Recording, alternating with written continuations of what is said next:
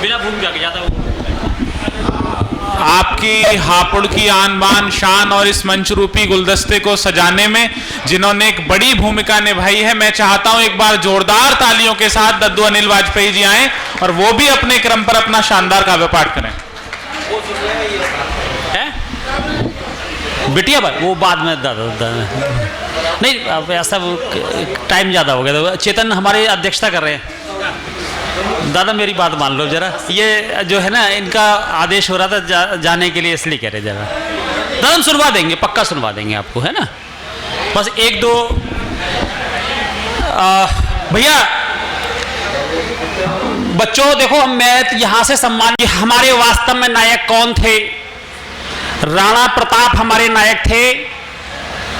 208 kilo वजन लिए हुए, चाहे वो भाला हो, तलवार हो या कवच हो, तीनों का वजन मिलाकर के 200 किलो हुआ करता था।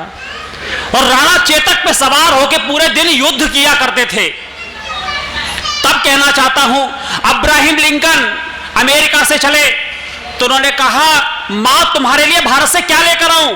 तो मां ने कहा, अगर तुम मेरे लिए कुछ लाना चाहते हो तो हल्दी घाटी के मैदान में जाना, वहां से एक मुट्ठी मिट्टी उठाना, उस मिट्टी को लेकर के आना। मैं उस मिट्टी को अपने माथे से इसलिए लगाना चाहती हूं ताकि मैं ये महसूस कर सकूं आखिरकार उस मिट्टी में ऐसी कौन सी ताकत थी जिससे कि राणा के केवल 20,000 सैनिकों से अकबर के 2 लाख सैनिक थर थर कांपा करते थे। तो 4 पंक्तियां कहता हूं, अगर आपके मन में जोश कहीं उमड़े तो तालियों के माध्यम से यहां मंच तक आए कि सितारा एक टूटे तो गगन खाली नहीं होता। मेरे लिए ताली मत बजाना, उस महानायक के लिए बजाना जिसके लिए मैं बात कर रहा हूं कि सितारा एक टूटे तो गगन खाली नहीं होता, झरे गर फूल कोई तो चमन खाली नहीं होता। हमारी मां के दामन में है लाखों लाल, राणा से सपूतों से कभी मेरा वतन खाली नहीं होता। आपकी चेतना के स्वर आपके लहू में, धमनियों में, रगों में जो ब्लड इस तरह से दौड़ रहा है, मैं चाहता हूं इसी तरह से आपके दौड़े और पंक्तियां आप तक भेजता हूं। बहुत अच्छा है, सुनिएगा, मैंने ये पंक्तियां पहले कभी नहीं पढ़ी, पहली बार पढ़ रहा हूं और वो आप तक पहुंचाता हूं। सुनिएगा कि भाला तलवार और कवच मिला के सारा राणा प्रताप के लिए है, जो हमारा महानायक है। अगर किसी बच्चे से पूछो तुम्हारा नायक कौन है, बच्चे कहते हैं सलमान खान है, कोई कहता है शाहरुख खान है। अरे हमारे नायक चंद्रशेखर आजाद, भगत सिंह, अशफाक उल्लाह खान, बिस्मिल, ये हमारे नायक थे। कहीं ना कहीं हम लोगों ने अपनी पीढ़ियों को वो संस्कार नहीं देने में कहीं चूक कर गए, तभी तो आज बच्चे बताते हैं कि सलमान खान, शाहरुख खान। अरे हमारे महानायक महाराणा प्रताप, तब 4 पंक्तियां आप तक पहुंचाता हूं। सुनिएगा कि भाला तलवार और कवच मिला के सारा पूरा 200 किलो रखे राणा से रमौर था, रोटी खाई घास वाली रहा वह जंगलों में, महलों का उसे जैसे नहीं कोई गौर था। कि भाला तलवार और कवच मिला के सारा पूरा 200 किलो रखे राणा से रमौर था, रोटी खाई घास वाली रहा वह जंगलों में, महलों का उसे जैसे नहीं कोई गौर था। तो मुगलों की विषबेल फैली हुई चारों, तालियां संभालना आप लोग, कि मुगलों की विषबेल फैली हुई चारों ओर, कि मुगलों की विषबेल फैली हुई चारों ओर, प्रेम शांति एकता का नहीं वह दौर था, चेतक सवार होकर युद्ध करता था जब, वीर महाराणा जैसा नहीं कोई और था, वीर महाराणा जैसा नहीं कोई और था। और 4 पंक्तियां कहना चाहता हूं कि हमारा आखिरकार नायक कौन है। हमारे नायक बाबू सुभाष, जब उन्होंने कहा दिल्ली चलो और जय हिंद का नारा दिया और कहा कि तुम मुझे आईसीएस की डिग्री को पैरों की ठोकर से मार करके और डिग्री को फाड़ करके, जब देश के लिए, हमारे लिए, आप सबके लिए जब वो चले तो उन्होंने कहा, क्या कहा सुनना, आप सब लोग यहाँ पर जितने चेतना के स्वर जागृत होते हुए देखना चाहता हूं कि बाबू सुभाष, उन्होंने कहा दिल्ली चलो और जय हिंद का नारा दिया और कहा कि तुम मुझे खून दो मैं तुम्हें आजादी दूंगा।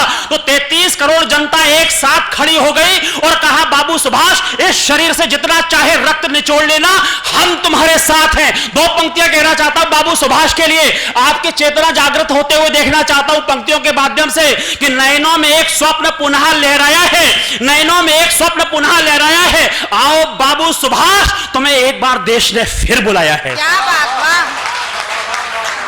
तब कहना चाहता हूं, उन्होंने आईसीएस की डिग्री को पैरों की ठोकर से मार करके फाड़ करके फेंक दिया था। तब 4 पंक्तियां कहना चाहता हूं, सुनिएगा कि डिग्री को फाड़ वह देश के लिए जिए थे, कि डिग्री को फाड़ वह देश के लिए जिए थे, वीर हनुमान के उजास जैसी जिंदगी, कि डिग्री को फाड़ वह देश के लिए जिए थे, वीर हनुमान के उजास जैसी जिंदगी, दिल्ली चलो जय हिंद नारा देने वाले बाबू, सुगंध समीर एहसास जैसी जिंदगी, कि डिग्री को फाड़ वह देश के लिए जिए थे, वीर हनुमान के उजास जैसी जिंदगी, दिल्ली चलो जय हिंद नारा देने वाले बाबू, सुगंध समीर एहसास जैसी जिंदगी। तो आजाद हिंद फौज से कांपते फिरंगी रहे, कि आजाद हिंद फौज से, आप तालियों को संभालना आप लोग, कि आजाद हिंद फौज से कांपते फिरंगी रहे, कि आजाद हिंद फौज से कांपते फिरंगी रहे, सिंह के समान हुई खास जैसी जिंदगी,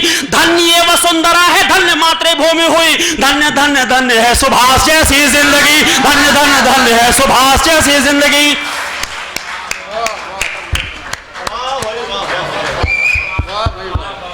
जबरदस्त सोच। और 4 पंक्तियां कहना चाहता हूं, सुनिएगा।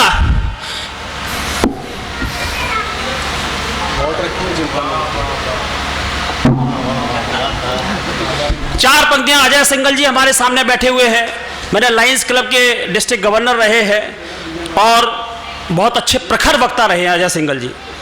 तो 4 पंक्तियां आपके सुधीर जैन जी इतने बड़े आयोजक हैं कवि सम्मेलनों के, या आप सब लोग बैठे हुए हैं। तब कहना चाहता हूं, अशोक मित्तल जी बैठे हुए, भैया बैठे हुए हैं आप। तो 4 पंक्तियां कहना चाहता हूं, सुनिएगा कि सबसे ऊपर केसर का रंग है, तिरंगे की बात करता हूं बच्चों, सुनिएगा। सबसे ऊपर तिरंगे में कौन सा रंग होता है? केसर का रंग होता है, फिर सफेद रंग होता है, फिर हरा रंग होता है। ये 3 रंग हमें संदेश क्या देते हैं? सुनिएगा, ये 3 रंग हमें संदेश क्या देते हैं? अगर मैंने तिरंगे की सही व्याख्या की हो तो आपके एक नकली जी बैठे हुए यहाँ पे, तालियों से आप लोगों को, अगर राष्ट्रगान अगर हम पढ़ते हैं, राष्ट्रगान गाते हैं तो सावधान की मुद्रा में खड़े होते हैं, लेकिन अगर तिरंगे की बात करें तो तिरंगे की बात में एक भी हाथ तालियों के लिए खामोश नहीं होना चाहिए। सुनिएगा, अगर मैंने सही व्याख्या की हो जन साहब, कि केसर का सूर्य के समान तेजवान रंग, त्याग बलिदान जिंदगी का एक नाम है, कि केसर का सूर्य के समान तेजवान रंग, त्याग बलिदान जिंदगी का एक नाम है, रंग धार के समान मध्य में है श्वेत रंग, शांति सहयोग सिखलाता सुबह शाम है, कि केसर का सूर्य के समान तेजवान रंग, त्याग बलिदान जिंदगी का एक नाम है, रंग धार के समान मध्य में है श्वेत रंग, शांति सहयोग सिखलाता सुबह शाम है। तो हरी भरी धरती सा झूमता ये हरा रंग, कि हरी भरी धरती सा झूमता ये हरा रंग, हरी भरी धरती सा झूमता ये हरा रंग, धन का कुबेर यह करे पुण्य काम है, राह दिखलाता यह भारत के लाडलों को, 3 रंग वाले इस झंडे को प्रणाम है, 3 रंग वाले इस झंडे को प्रणाम है। और इसी तिरंगे को हाथ में लेकर के हमारे सैनिक चोटियों पर चढ़ते गए, इतिहास गढ़ते गए। तब कहना चाहता हूं कि हाथ में तिरंगा लिए वीर जब आगे बढ़े, बर्फ वाली घाटियों को नाम से गुंजा दिया, कि हाथ में तिरंगा लिए वीर जब आगे बढ़े, बर्फ वाली घाटियों को नाम से गुंजा दिया, काट काट बैरियों को भारतीय बागरों ने सीमा पार चौकियों को खाक में मिला दिया। तो दुश्मनों की छातियों को, कि दुश्मनों की छातियों को गोलियों से भेद कर, दुश्मनों की छातियों को गोलियों से भेद कर, घाटी और नीला आसमान थर्रा दिया। राणा वाले वंशजों ने पीठ को दिखाया नहीं, पिंडी और लाहौर में तिरंगा फहरा दिया, पिंडी और लाहौर में तिरंगा। और कहीं माननीय अटल जी ने कहा था कि यह देश एक साक्षात राष्ट्र पुरुष है, अशोक जी, अजय सिंघल जी, कि यह देश एक साक्षात राष्ट्र पुरुष है। हिमालय इसका मस्तक है, बंगाल और पंजाब 2 इसके विशाल कंधे हैं, नर्मदा नदी इसकी करधनी है, सावन और भादों के काले काले मेघ इसके काले काले केश हैं, कन्याकुमारी इसके चरण हैं, समंदर देव रोज इसके पांव पखारते हैं, सूरज और चांद रोज इसकी आरती उतारते हैं। ये वंदन की भूमि है, अभिनंदन की भूमि है, इसका कंकर कंकर शिव शंकर है। हम जिएंगे तो इस देश के लिए, मरेंगे तो इस देश के लिए। तो कहना चाहता हूं, सुनिएगा कि गंध मकरंद लेके चलती समीर यहाँ, कि गंध मकरंद लेके चलती समीर यहाँ, कल कल गंगा के निनाद वाला देश है। प्रेम गीत गूंजते हैं सागरों में मंदिरों में, नानक कबीर सूर मीरा वाला देश है। कि गंध मकरंद लेके चलती समीर यहाँ, कल कल गंगा के निनाद वाला देश है। प्रेम गीत गूंजते हैं सागरों में मंदिरों में, नानक कबीर सूर मीरा वाला देश है। तो झूल गए फांसियों पे, अब अगली पंक्ति पर आपके तालियों के हाथ उठे कि झूल गए फांसियों के हंस हंस झूम झूम, कि झूल गए फांसियों पे हंस हंस झूम झूम, बिस्मिल्लाह शफाक वाला देश है। गोली मारी कनपट्टी पे गाते वंदे मातरम, शेरे दिल शेखर आजाद वाला देश है, शेरे दिल शेखर आजाद वाला देश है। और ये बहुत समय तक चल सकता है कवि सम्मेलन, और आप लोगों ने जीवंत इस कवि सम्मेलन को बनाया, बहुत अच्छा लगा। मैंने 5 मिनट मांगे थे, शायद मैं 2-3 मिनट ज्यादा ले गया। एक छंद और, एक छंद दादा कह रहे हैं, एक छंद और पढ़ देते हैं। एक छंद में हमारे जैन साहब बैठे हुए हैं, तो जैन साहब अगर बैठे हुए हैं तो मैं, हमारे नायक कौन है, महानायक कौन है, महापुरुष कौन है, भगवान कौन है, उनकी बात करता हूं। जैन साहब कि महाप्रभु चैतन्य की भक्ति आप देखिएगा, कि महाप्रभु चैतन्य की भक्ति आप देखिएगा, देखिएगा प्यार आप मीरा जी के नीर में, राधे राधे बोल चले आते हैं, बिहारी यहां गूंजते हैं बोल जब सुगंध समीर में। कि महाप्रभु चैतन्य की भक्ति आप देखिएगा, देखिएगा प्यार आप मीरा जी के नीर में, राधे राधे बोल चले आते हैं, बिहारी यहां गूंजते हैं बोल जब सुगंध समीर में। तो सरयू के घाट यहां आज भी है बोलते, कि सरयू के घाट यहां आज भी है बोलते, तुलसी के मन प्राण बसे रघुवीर में, प्रेम प्यार पूजा भाव शांति के हैं यह रूप, मिलते हैं सारे भगवान महावीर में, मिलते हैं सारे भगवान महावीर में। ये हमारे महानायक है, ये हमारे भगवान हैं, ये हमारे ईश्वर हैं, इनसे हमें प्रेरणा मिलनी चाहिए और मिलती है। जैन साहब, और बहुत अच्छा लगा आप लोगों ने स्नेह दिया।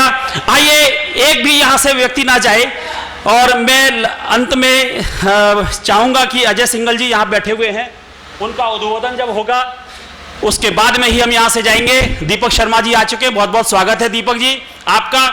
और एक टिप्पणी देकर के मैं अपनी वाणी को विराम देता हूं। दीपक शर्मा जी, एक टिप्पणी को देकर के मैं वाणी को विराम देता हूं। चंद्रशेखर आजाद घिर चुके थे, गोलियां फिरंगियों की ओर से भी चल रही थी, गोली आजाद की ओर से भी चल रही थी। आजाद की ओर से गोली चलने का मतलब था एक गोली एक मौत।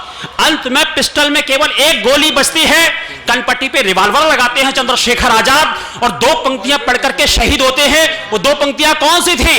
याद रखो कि मौत सामने थी, फिर भी हमारा महानायक कविता पढ़ रहा था, गीत पढ़ रहा था, गजल पढ़ रहा था। वो कविता कौन सी थी? मेरे लिए ताली मत बजाना, उस महानायक के लिए बजाना, कि दुश्मनों की गोलियों का सामना हम करेंगे। उसकी अंतिम पंक्ति, अंतिम समय पे जो 2 पंक्तियां थी, उसके आपके हाथ तालियों के लिए इसलिए नहीं, आपके दीपक जी सभी के इस तरह से हाथ होने चाहिए महानायक के लिए। महानायक की पंक्तियां थी मौत के समय कि दुश्मनों की गोलियों का सामना हम करेंगे, दुश्मनों की गोलियों का सामना हम करेंगे, आजाद ही रहे हैं, आजाद ही रहेंगे। आइए मैं सीधे सीधे